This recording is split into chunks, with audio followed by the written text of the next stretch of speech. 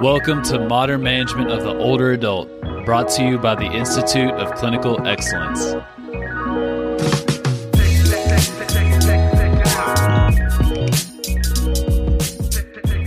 To the PT on Ice Daily Show, brought to you by the Institute of Clinical Excellence. My name is Dr. Dustin Jones with the Older Adult Division, and today we're going to be talking about heavy versus light loads, particularly in geriatrics.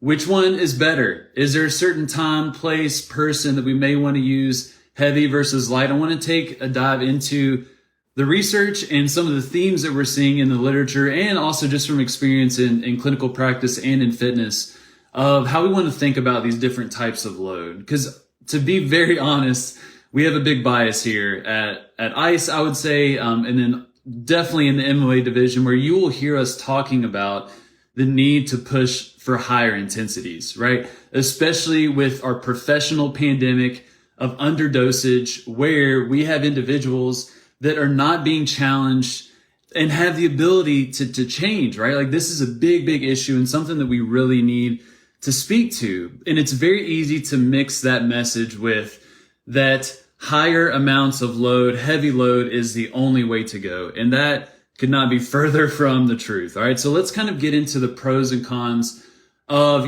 heavy resistance versus lighter resistance and when we may want to use these, because it's really important to be very thoughtful in your approach of applying load to individuals. I want to start with talking about some of the advantages of lighter resistance training. That's the one that we typically associate, that's under dosage, or that's too easy, or that's not going to be that effective, right? That's not necessarily the case. So when we think about light resistance training, lighter loads, maybe 40, 50% of someone's estimated 1 rep max, if you're doing those types of calculations, those loads are really, really great for introducing movement, right? I think we can all agree that if we have individuals that haven't exercised before, that are relatively new to a movement, have a lot of fear on board, maybe a lot of irritability, that a lighter load is going to be easier to get the party started, if you will, with those individuals. And for some, it may be first set where you're doing a lighter load, check the box, things are looking good, and then we're going to progress to a heavier load. But in some settings, and I'll speak for home health at least, that's where most of my experience is that takes weeks and sometimes even months with individuals where we are doing somewhat of a lighter load before we really have a green light to really progress to a relatively heavy load with certain individuals. So introducing movement, I think light resistance training is a great place, a great tool and time to use that.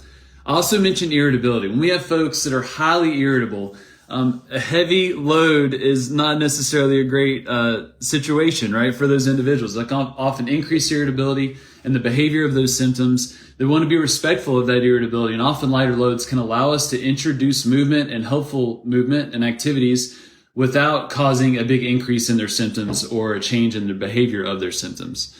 So introducing movement, high irritability, those are great places. Another great place to introduce or use lighter resistance training is when we're really focused on movement velocity, of really creating speed with a particular movement, which in geriatrics, oftentimes it's very helpful when we're working on reaction timing, for example, or performing movements that require a lot of speed, like stepping strategies to regain balance, for example.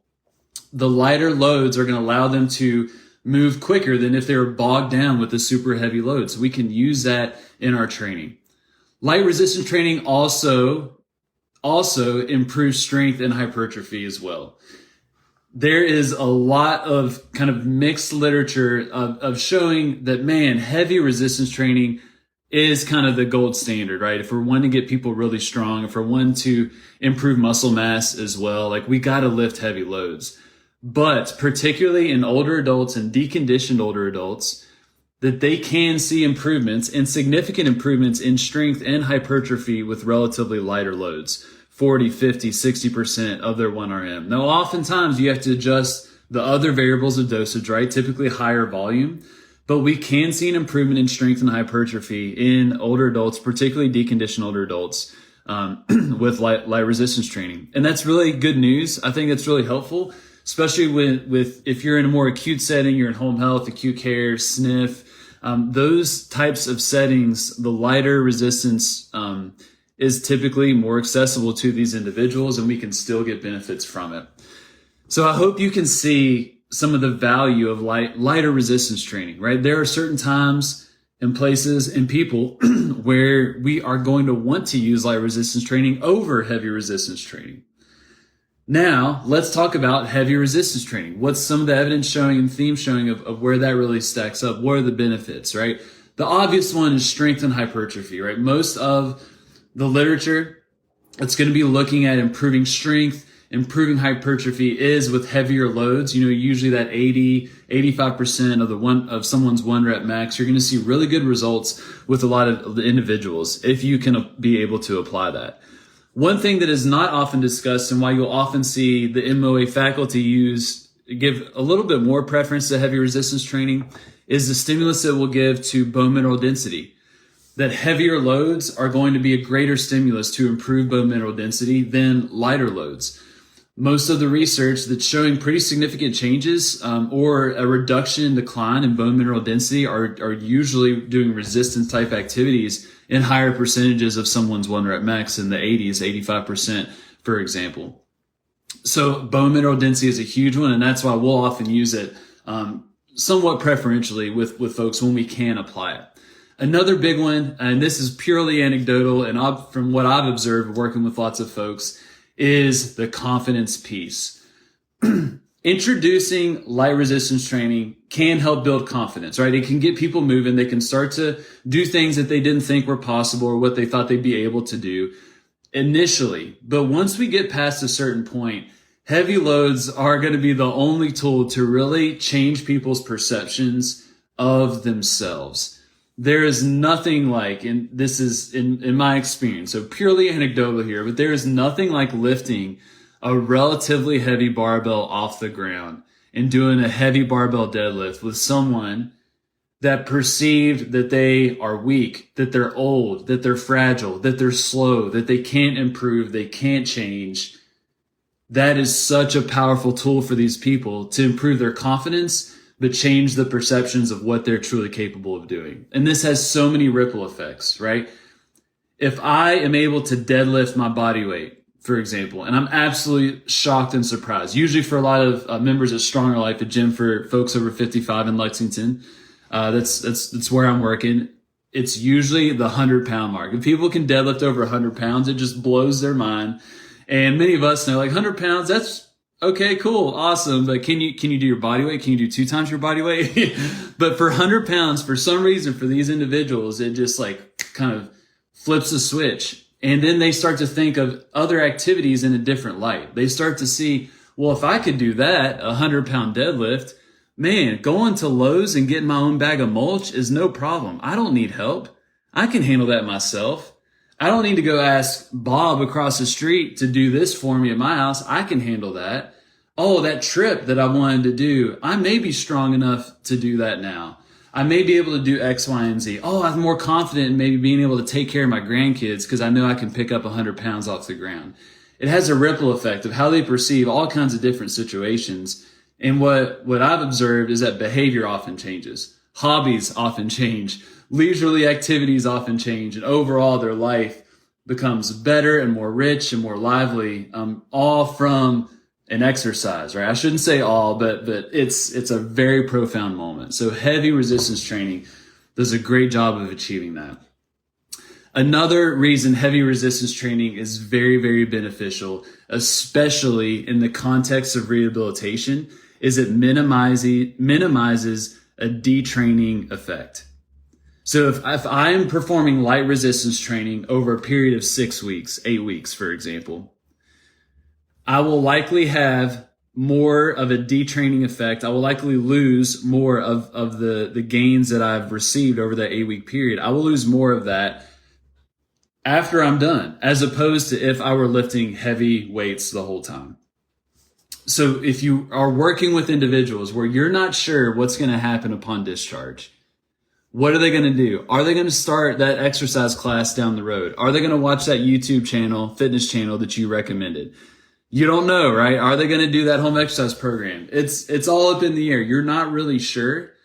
We can use heavier loads to typically get more results, especially related to strength, especially related to, functional capacity, related to transfers and independence. We can use heavy resistance training to get more progress over that period of time, and they're going to have less of a detraining effect upon discharge, and they will maintain their gains for a longer period of time.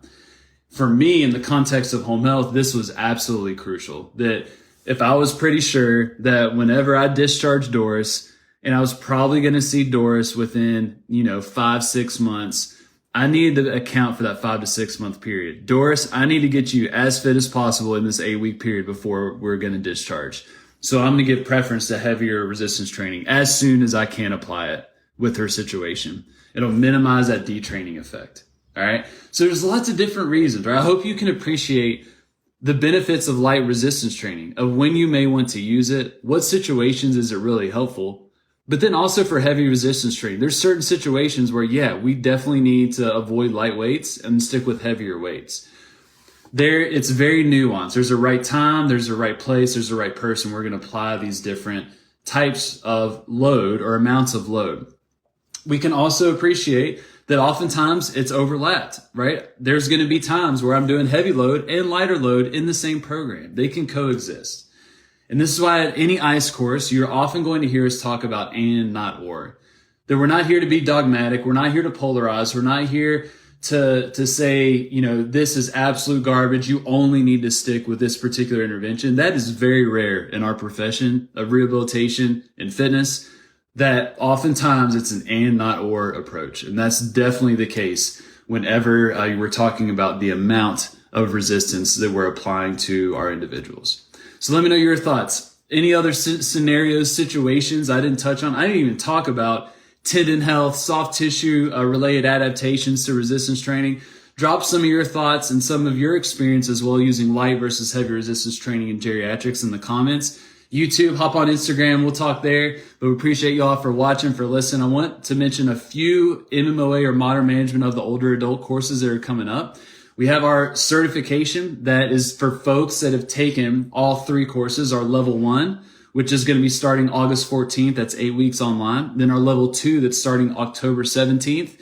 That's 8 weeks online as well. And then our live course. So all 3 of those culminate in the ICE certification for older adults. Our live course is coming up. 2 that I want to mention this weekend. Victor, New York is going to be going down. Jeff Musgrave is going to be leading that one. It's going to be an awesome crew up there in upstate New York. And then the following weekend is our big MMOA summit. This is where all the MMOA faculty descend in Denver, Colorado. We do this one time a year where we all come together, have an absolute blast. We do a lot of activities, hikes. We'll have a big cookout pool party with all the students afterwards. So if you're in the Denver area looking for something to do next weekend, we'd love for you to join that course. All right. Y'all have a good rest of your Wednesday, and I'll talk to you soon. Thank you for listening to the MMOA podcast. If you found this helpful, please share with someone that could benefit. And if you're looking for more practical content to help you better serve older adults, head over to www.mmoa.online, where you can learn more about our free resources, our community, continuing education courses, and our certification. Once again, that's www.mmoa.online. Thanks for listening.